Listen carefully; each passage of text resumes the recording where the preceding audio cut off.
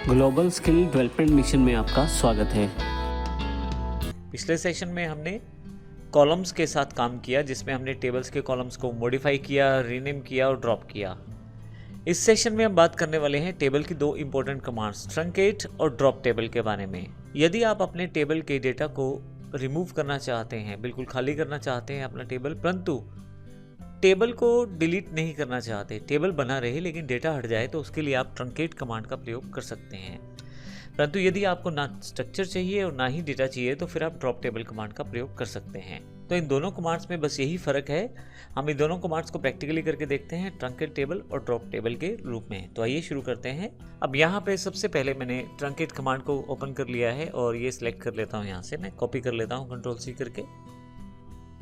और यहाँ यदि आप देखें क्वेरी बॉक्स में मैंने लास्ट टाइम जो एग्जीक्यूट किया है क्वेरी, उसमें काफ़ी सारे डेटा है टेबल में। मैं यहाँ से SQL क्वेरी बॉक्स पे आ जाता हूँ यहाँ से, और पुरानी कमांड को हटा के Ctrl+V कर देता हूँ।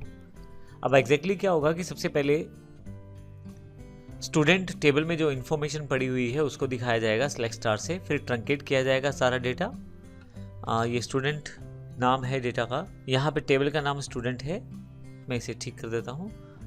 और फाइनली फिर से उसी टेबल में से डेटा निकालने की कोशिश दोबारा की जाएगी। तो यहाँ से मैं गो करता हूँ। जैसे आप गो करते हैं, सबसे पहले आपको पहले सेलेक्ट स्टार की आउटपुट दिखाई जाती है। हमने दो बार सेलेक्ट स्टार लगाया है, एक बार ट्रंकेट से पहले और एक बार बाद में। ये पहले वाले सेलेक्ट स्टार को अगर मैं देखूँ आउटपुट में, तो मेरे पास सारा डेटा दिखाया जा रहा है। थोड़ी सी नीचे आता हूँ, ट्रंकेट कमांड सक्सेसफुली एग्जीक्यूट हो जाती है, और उसके नीचे अगर सेलेक्ट स्टार फ्रॉम स्टूडेंट में देखूं दोबारा, तो वहाँ पे आपके पास कोई भी डेटा अवेलेबल नहीं रहेगा। तो ये एक रहता है इंपॉर्टेंट पार्ट कमांड का कि अगर आप डेटा डिलीट करना चाहते हैं, सारा टेबल क्लियर करना चाहते हैं, तो आप ट्रंकेट कमांड का प्रयोग कर सकते हैं।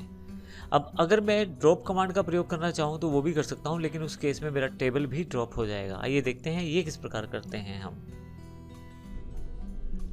यहाँ पे मेरे पास फिर से एक मैंने फाइल खोल लिया है, ड्रॉप टेबल के नाम से पड़ी हुई है फाइल मेरे पास। मैं इसे Ctrl+C करके कॉपी कर लेता हूँ इस कमांड, और यहाँ पे SQL सेलेक्ट कर लेता हूँ अपने PHP MySQL वाले पेज पे, और लोकल होस्ट पर जाकर असल में। तो यहाँ पे मैं ड्रॉप टेबल कमांड को इंसर्ट कर देता हूँ।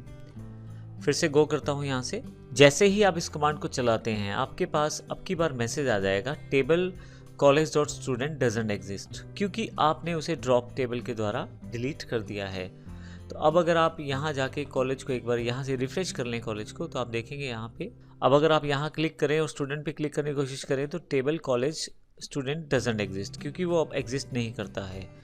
तो इस तरह से मेरे पास यहाँ पे अगर मैं पेज को रिफ्रेश कर देता हूँ यहाँ पे, और फिर से यहाँ कॉलेज को एक्सपेंड करने की कोशिश करूँ, तो यहाँ पे स्टूडेंट जो टेबल है वो है ही नहीं है यहाँ पे।